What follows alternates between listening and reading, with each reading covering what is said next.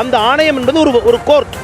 எப்படி ஒரு மனித உரிமை ஆணையத்துக்கு இருக்கக்கூடிய அதிகாரம் இருக்கிறதோ, எப்படி மகளிர் உரிமைக்கான ஆணையம் தனியாக இருக்கிறதோ, அதற்கு எவ்வளவு அதிகாரங்கள் இருக்கிறதோ, அதே அதிகாரமுடைய அமைப்பு தான் மாற்றுத்திறனாளிகளுக்கான நீதிமன்றம். ஆணையர் இந்த நீதிமன்றத்தை தமிழ்நாடு மாற்றுத்திறனாளிகள் எந்தெந்த இடங்கள்லாம் மாற்றுத்திறனாளி உரிமைகள் மீறப்படுகிறதோ அதையெல்லாம் ஒரு சின்ன பேப்பரில் எழுதி உங்கள் அடையாள அட்டையை பின் பண்ணி நீங்கள் நம்பர் 5 காமராஜர் சாலை சென்னை கடற்கரை சாலை இருக்குல்ல, காமராஜர் சாலை சென்னைன்னு போட்டு நீங்கள் அனுப்பிட்டீங்கனாலே மாற்றுத்திறனாளிகள் நண்பர்கள் அனைவருக்கும் வணக்கம். நம்ம இன்னைக்கு இந்த வீடியோவில் என்ன பார்க்க போகிறோம் அப்படின்னா, ரொம்ப முக்கியமான தகவல் பற்றி தான் நம்ம இந்த வீடியோவில் பார்க்க போகிறோம். அந்த வீடியோக்குள்ளே போகிறதுக்கு முன்னாடி இது வரைக்கும் நம்ம சேனலை சப்ஸ்கிரைப் பண்ணி கூட பெல்லை ஆல் அடிச்சிருங்க. அப்போ தான் நாம போகிற வீடியோ எல்லாமே உங்களுக்கு நோட்டிஃபிகேஷனாக உடனே அப்டேட் ஆகிட்டு இருக்கும். ஓகே, வாங்க வீடியோக்குள்ளே போயிடலாம். ஓகே, வீடியோக்குள்ளே போகிறதுக்கு முன்னாடி நீங்கள் எந்த மாவட்டத்தில் நம்ம வீடியோக்குள்ளே பார்த்துட்டு இருக்கீங்க அப்படிங்கிறத மறக்காம கமெண்ட் செக்ஷனில் பதிவு பண்ணிடுங்க. ஓகே, வாங்க வீடியோக்குள்ளே போயிடலாம். அதாவது சென்னையில் உள்ள மாற்றுத்திறனாளிகள் ஆணையத்தை அனைத்து மாற்றுத்திறனாளிகள் பயன்படுத்தி கொள்ள வேண்டும்னு மாற்றுத்திறனாளிகள் நல ஆணைய ஆலோசகர் தீபக்நாதன் அவர்கள் தகவல் வெளியிட்டிருக்காங்க.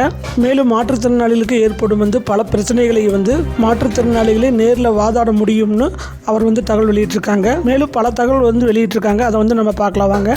எந்தெந்த இடங்கள்லாம் மாற்றுத்திறனாளி உரிமைகள் மீறப்படுகிறதோ அதையெல்லாம் ஒரு சின்ன பேப்பரில் எழுதி உங்கள் அடையாள அட்டையை பின் பண்ணி நீங்கள் நம்பர் 5 காமராஜர் சாலை சென்னை கடற்கரை சாலை இருக்குல்ல, காமராஜர் சாலை சென்னைன்னு போட்டு நீங்கள் அனுப்பிட்டீங்கனாலே மாற்றுத்திறனாளிகள் ஆணையர் அலுவலகம் அதன் மீது அதை வழக்காக எடுத்துக்கொண்டு எந்த வழக்கறிஞரும் வைக்க வேண்டிய தேவையே கிடையாது. நீங்களே ஆஜராகி வாதாடலாம். மாற்றுத்திறனாளிகளே தங்களுடைய பிரச்சனைகளை எனக்கு இந்த மாதிரி நடந்தது அப்படிங்கிறத ஆதாரத்தோட அந்த ஆணையம் என்பது ஒரு கோர்ட்.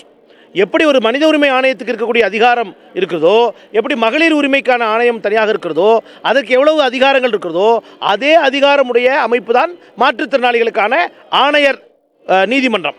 இந்த நீதிமன்றத்தை தமிழ்நாடு மாற்றுத்திறனாளிகள் நிச்சயம் பயன்படுத்திக் கொள்ள வேண்டும். ஓகே நண்பா, இதை பற்றி உங்கள் கருத்துக்களை கமெண்ட் செக்ஷனில் பதிவு பண்ணுங்கள். இந்த வீடியோ பிடிச்சிருந்துச்சுன்னா லைக் பண்ணுங்கள், ஷேர் பண்ணுங்கள். ஓகே நண்பா, நீங்கள் பார்க்குறதோடு இல்லாமல் உங்கள் நண்பர்களுக்கு தெரியப்படுத்துங்க. ஓகே நண்பா, நம்ம இன்னொரு அப்டேட்டில் சந்திக்கலாம். தேங்க்யூ.